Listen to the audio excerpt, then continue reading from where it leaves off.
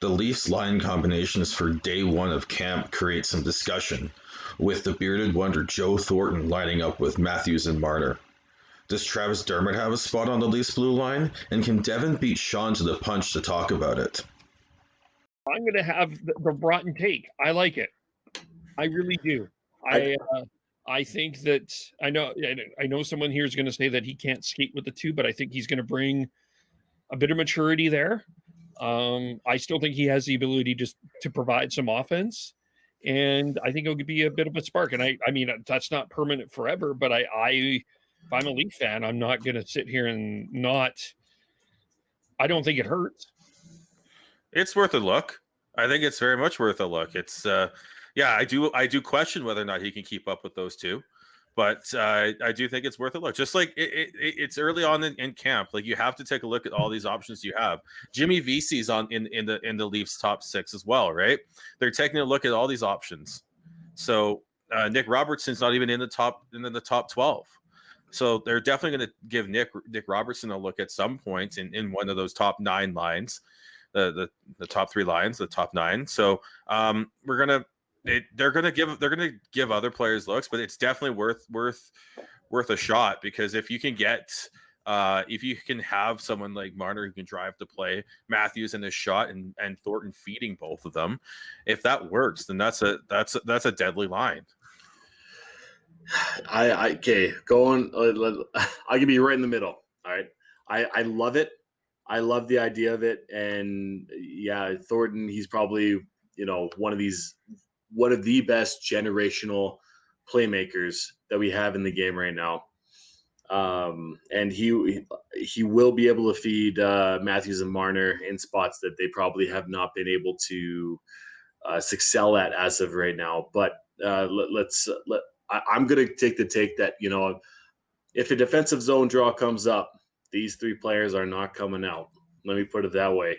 If it's an offensive zone draw, I could definitely see these 3 players coming out. I could definitely see Thornton, Matthews, Marner being thrown out there, and them creating offense. And there will be, mark my words, there will be a moment where whoever is calling the game is going to be Thornton to Marner's and Matthews, or from Marner to Thornton to Matthews. It will happen. And there's a lot of haters out there, and I'm happy that Sean isn't one of them as of right now. I'm expecting that to change. I don't expect that to be a life or a year-long thing, because he loves shitting on people. So I like the idea of it. I only see it in offensive zone situations, though. I don't see it in defensive zone or neutral zone, potentially neutral zone, but definitely not defensive zone draws. Anything else with the Leafs that we wanted to talk about? Yes. I was about to say, looking at their defense pairings, they've got Riley with Brody, and I think that's a good start. But Travis Dermott's looking on his way out right now, being not in the top, what could potentially be the bottom pair. So it's be very I'm going to be watching that closely to see what exactly they decide to do with that bottom pair. Yep. Was that where you were going there, Dev? That's why I want you to stick to your goddamn lane. These are my Leafs we're talking about here. Shut up, for the love of God. No, Sean's right. That's a little bit concerning. I'm really high on Dermott. I hope that he is able to stick with the Leafs and that he finds a lane, and be able to crack this lineup. But yeah, that is concerning. Maybe there's a trade out there. Who the hell knows what's happening? If Dermott isn't playing, we like the Leafs should look at a potential trade for that player, for maybe a more so a depth forward, or even a depth defenseman, or even a prospect. I feel like he is projecting he's been trending in the right direction, as far as development for the past couple of years. He's a puck moving defenseman. He makes smart plays with the puck, and he's able to. He's not one to force a play. Multiple times I've seen him in the curl back. If he doesn't see what something that he likes, go behind the net, regroup, and collect himself and collect the line as a whole. So it is concerning. I'm a big Dermott fan, so that's why it's concerning for me. But who knows if there's going to be a trade available or what's going to happen? Because Sean's right. It's he said this earlier. It's a quote unquote long camp, but it's only a week long, and there's a lot of things that could change between today starting of training camp compared to a week from today. And like I said, Nick Robertson as well. I don't see him not being a part of this either taxi squad or being a part of this team. There's no way that the Leafs aren't going to take a look at him and aren't going to have him part of let's say 20% of the games at least, just to see what they have there, because he does have a hell of a shot. And I was super happy and thrilled to watch him on his first game and his first couple shifts. He was shooting from everywhere, even though it wasn't a good percentage. But he was showing the Leafs what he had, because that's what he has. That's what he brings to the table. He has he does have an NHL shot. He reminds me very much of Brock Besser in that sense, but not quite there with his defensive play and his that's pretty much all he has going for him right now. So he does need to develop a little bit more. But Dermott and Robertson is going to be the two players I'll be watching for the Leafs going forward. The other thing I looked at is that third line, that potential third line could be an absolute just pesty beast of a line with Mikheyev, Kerfoot, and Hyman. And that could be very, very tough to play against if they can get that top six combinations to work.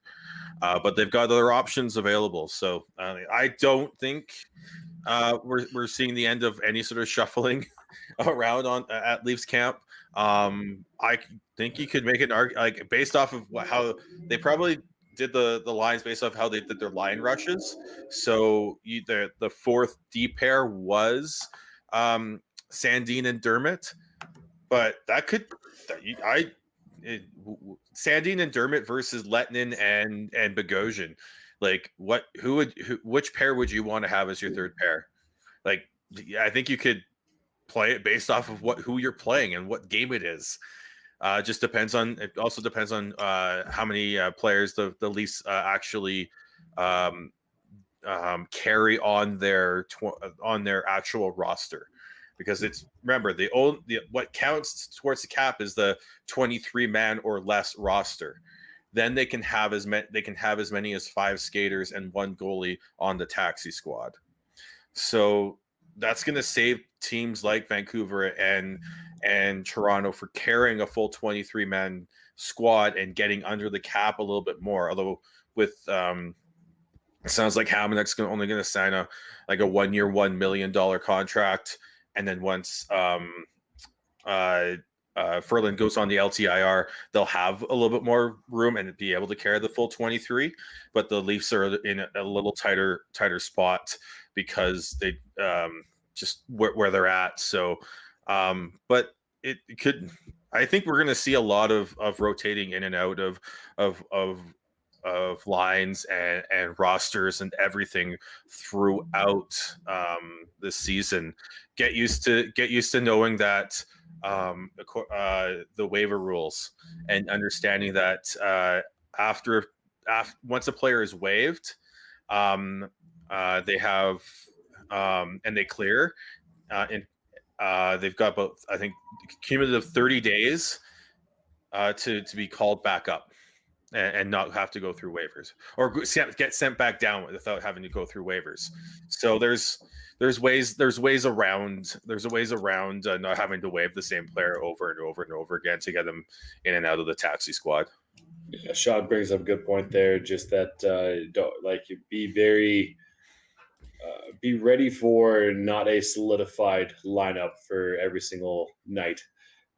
Depending on who you're playing, depending if there's back to backs, there not just with goalies, because I know everybody's talked about goalies and how rigorous that the schedule looks for the back to backs, and making sure that each player and each goalie is going to be rested properly. But don't be surprised if you see that for forwards and defense as well. One other thing I want to put out there is that Wayne Simmons was talking about Alex Kerfoot and how he has a calming presence about him, the way that he commands the middle of the ice, and the way he plays a full 200-foot game. He's got really good scares, and he's really impressed me here. To me, that perks my ears up right away. I've not been overly impressed with Alex Kerfoot, but when a veteran player like Wayne Simmons says something like that, that to me resonates throughout the entire lineup. So I'm happy to hear that from Wayne Simmons, and that I feel like that's a notable quote to bring up here. Well, the other thing I was just going to say, the one thing I was going to say also is it's going to depend, like when you have these 3-game series, you're going to want to adapt your lineup to adjustments, because they're playoff series, right? Like these 3 to, like, when you're playing these back to backs, you're going to want to, because if you're going to want to win these series, right? You're going to want to take 2 of 3, right? So you're going to adjust from game 1 to game 2. You may see adjustments in the lineup too. So in the case of the Leafs, you're right. You could have the Bogosian pairing, or you could have the Dermott Sandin pairing, depending on which. So that's the other thing that I think will be a factor as well. Just depends on how big your actual roster is. I think the Leafs may be going with a 21. I think I've heard as small as that for them, because of their cap situation, which would really limit their ability to do much, just depending on what their taxi squad looks like. That's why having waivers exempt players on your taxi squad, and whoever your other person is, could really benefit, because then you don't have to go through the rigmarole of the waiver side.